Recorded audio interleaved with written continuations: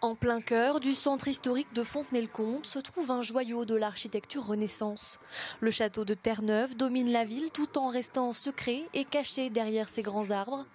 Pousser les portes de ce château construit au XVIe siècle pour Nicolas Rapin, artiste magistrat et proche du roi Henri IV, est une incitation au voyage dans le temps.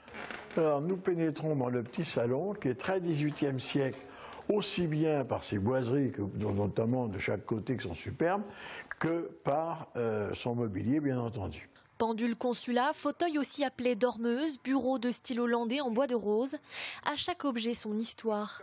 Mais parmi eux, un meuble amuse particulièrement Henri du Fontenoux, une table bouillotte. Le jeu de la bouillotte, ça peut l'ancêtre du poker, hein, c'est un jeu d'argent.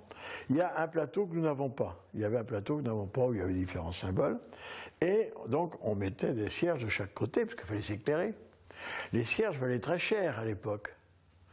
Et si bien que quand on, lui ou elle, parce que les femmes jouaient également beaucoup, gagnait, ça lui permettait de rentrer en disant « le jeu en valait la chandelle ». D'une pièce à l'autre, le propriétaire distille l'histoire, anecdotes et patrimoine de ce château où il a grandi.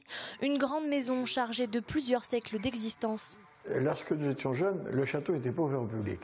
Enfin, Terre-Neuve n'était pas ouvert au public, donc nous y avons vécu avec mes parents, mon frère et moi, et toutes les pièces, nous y vivions normalement. Là, cette pièce, la salle à manger, ben, nous y prenions nos repas, tous les quatre, ma mère, mon père, mon frère et moi. Lorsqu'ils ont ouvert les portes du château au public dans les années 60, les propriétaires se sont réservé l'étage pour vivre à l'abri des regards. Les visites guidées permettent d'aider à financer l'entretien de cette demeure, parfois lourde à porter.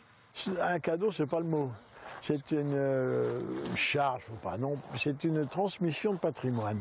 Mais en même temps, une fierté, le mot est un peu fort, mais enfin, il faut essayer de transmettre ce patrimoine familial et de le faire connaître. Classé monument historique, le château de Terre-Neuve n'a pas fini de faire parler de lui. L'été prochain, il accueillera la nouvelle édition du Festival de théâtre de Terre-Neuve, où de nombreuses personnalités ont déjà enchanté le public.